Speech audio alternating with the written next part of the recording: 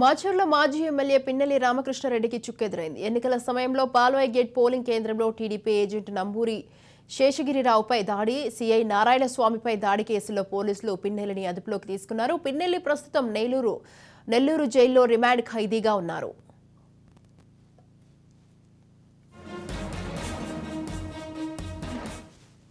ఈ రెండు కేసుల్లో బెయిల్ కోసం పిన్నెల్లి తీవ్రంగా ప్రయత్నిస్తున్నారు. మాచర్ల కోర్టు తన బెయిల్ పిటిషన్ తిరస్కరించడంతో ఆయన గుంటూరు 4 అదనపు జిల్లా సెషన్స్ కోర్టును ఆశ్రయించారు. పిన్నెల్లి పిటిషన్పై నేడు గుంటూరు కోర్టు విచారణ చేపట్టింది. ఈ రెండు కేసుల్లో పోలీసు విచారణ జరుగుతున్నందున తీర్పును ఈ నెల 18కి వాయిదా వేసినట్టు న్యాయస్థానం తెలిపింది.